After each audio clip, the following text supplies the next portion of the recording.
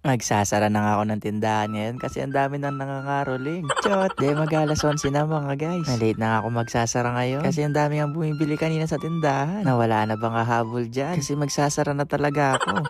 Na yung iba kasi dito sa amin, kung kailan nagsasara, dun sila umahabol. Na yung isa pa nga mga guys, tumatawag pa sa cellphone na madaling araw makabili lang ng yelo. Chawat sipag mo ngayon na. Ano kayang nakain ng batang to? Kaya pagkatapos ko nga makapagsara mga guys, maghanap na nga muna ako siguro dito na magiging midnight snack natin bago tayo matulog. Siyempre, pagkatapos ng duty, kailangan natin ng reward. Hindi ko nga alam kung anong kakainin ko dito. Nakakasawa din kasi mga paninda mga guys kapag araw-araw mo kinakain. Kaya naman minsan mga guys, ay madalas pala in-eksperimento ko na yung mga paninda ni mama. Pero syempre pinagbabawal to na technique. Kaya tuwing gabi ko lang to ginagawa.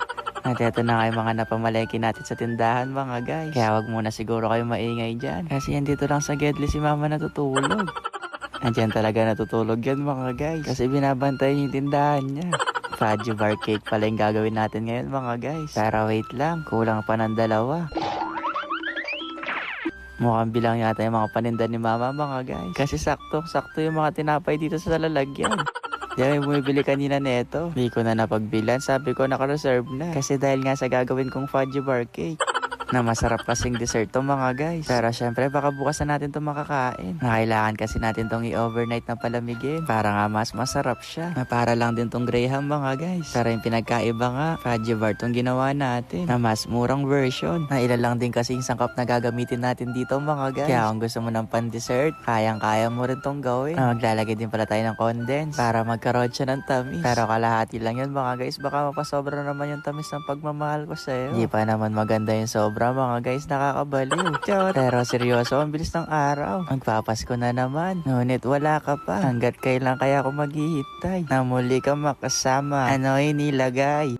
Ayun mga guys, ilagay ko na nga yung cream at saka yung kondensada kanina. Nakinalahati ko lang din. Kasi ilalagay pa natin yan mamaya sa taas. May papalaman pa nga natin ulit dito yung fudge bar. Sabi ko sa inyo mga guys, para lang itong mango graham. Ay may sinabi ba ako? Basta para lang siyang ganon. At dahil naubos na kayong fudge bar natin, yung Milo na lang yung ito-toppings natin sa taas. Nakakalipas nga ng ilang minutong pagmekos-mekos. Eto na kayo nagawa nating fudge bar cake. Di pa natin to pwedeng i-taste test mga guys. I-reserve ko na lang siguro to sa Pasko. Ay, chot! Hindi, kailangan nga muna natin tong i-freezer. Ay, yung iba nga ilang oras nga lang nila to pinapalamig. Pero ako siguro di ko na to mahihintay mga guys. Kasi inaantok na ako. Kaya fast forward na mga guys. Kinabukasan na din pala to. Nabuti na lang nandito pa naman siya sa ref. Kasi kadalasan yung mga ginagawa ko dito. Pagtingin ko sa ref, wala na o kaya ubos na. Pero ang bango nang nagawa natin mga guys. Ay, excited na ako tuloy i-taste.